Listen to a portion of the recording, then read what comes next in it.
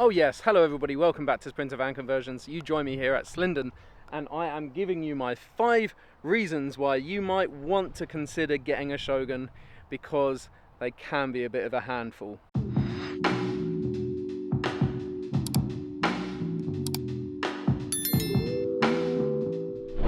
Okay, so reason number 1 of why you should be cautious to get a Mark III Shogun is because they do not have fixed front axles. They have independent front and rear suspension, and as you can see, with the tiniest bit of articulation I get a wheel off the ground.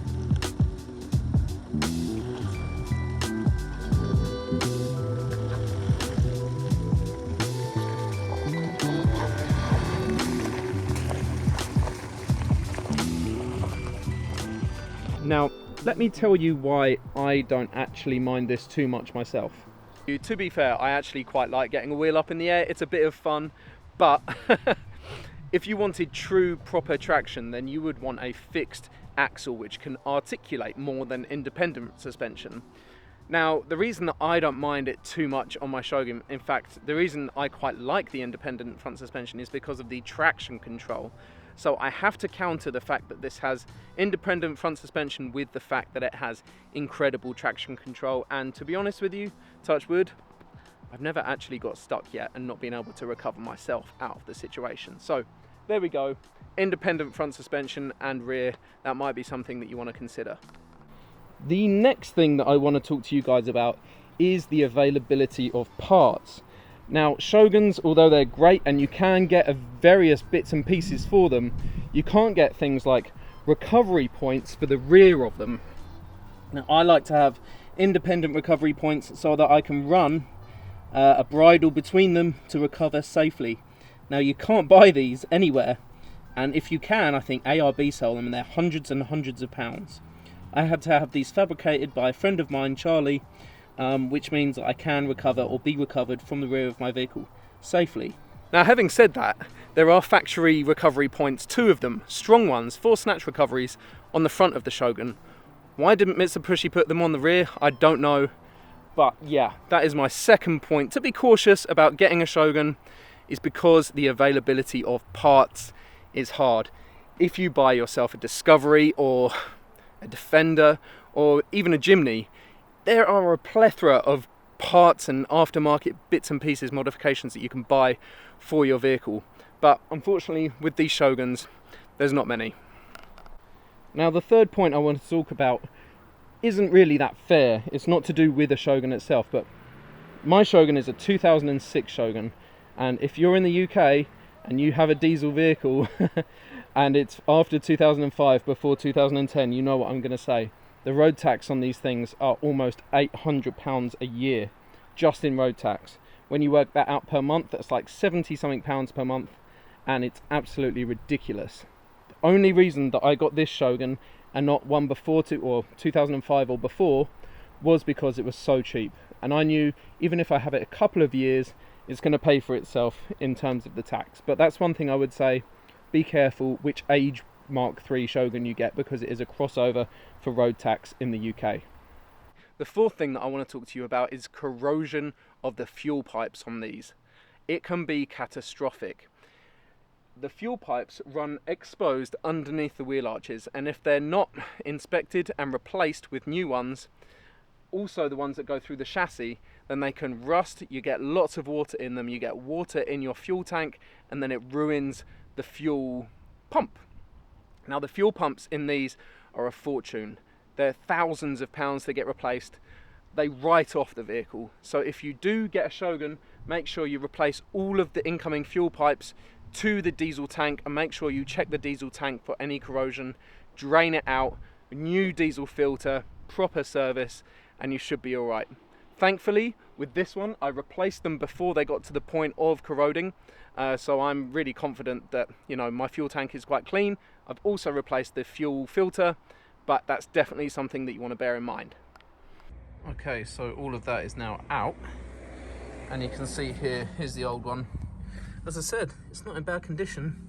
That bracket's broken, but apart from that, the pipe is still solid. It's just with surface rust. So yeah, really good sign. But time to replace it. This is the new one I got off eBay the other week, and you can see I'm putting it on plastic so I don't scratch it, start rusting it prematurely. I've also given it a thick coat of hammerite, so yeah, give it its best protection, and I have got the plastic cover that goes back over the top of it as well to protect it from stone chips and stuff. But yeah, I did about 3 coats of hammerite on it. It's not very pretty, but it's not got to be, just got to protect it. So yeah, really happy with that. Okay, so it is all on, and I've given it a good old spray with Lanagard as well as going around all the joints and stuff, all the welds and what have you, with the Lanagard brush on stuff, and I've given in there a good old squirt. But yeah, really happy with it. It's all come together really well. As you can see, that goes down into the main fuel pump and then fuel tank, and behind there it's now too dark to see, but you can just about see a Jubilee clip. Okay, so the 5th and final thing that I want to talk about on the Shogun is corrosion. And I'm not just talking about rust. If you're in the market for a 4x4, that is a given with any 4x4. You should be checking for rust and rot. Check the MOT history if it's had any repairs done, any welding done in the past. This one hasn't, and it doesn't need it. That's part of the reason why I got this one. It was never used off-road before I bought it. It was only ever used as a Chelsea tractor. And if you saw my video on 5 reasons why you definitely should get a Shogun as a 4x4, and then you would know that this has also got full Mitsubishi service history. But when I talk about corrosion, I mean in the suspension arms. Now, if you want to get your wheel alignment done, which of course you should occasionally, especially if you put a suspension lift on it and big expensive tires, then you want to make sure that your suspension arms and camber bolts can be moved. These, unfortunately, on the rear are a nightmare. You have to chop them out with a reciprocating saw with blades that cost £20 each. It's a nightmare. I would absolutely I would say take that into consideration when you're buying a Shogun. If you're going to lift it, if you need to get the wheel alignment done, particularly on the rear, then that is an expense that you're going to have to think about. Even if you can do the work yourself, it can still mount up. You need new wishbones, you need new camber bolts, all the stuff that I have done on this Shogun, which is all new, but just bear that in mind. They are a nightmare.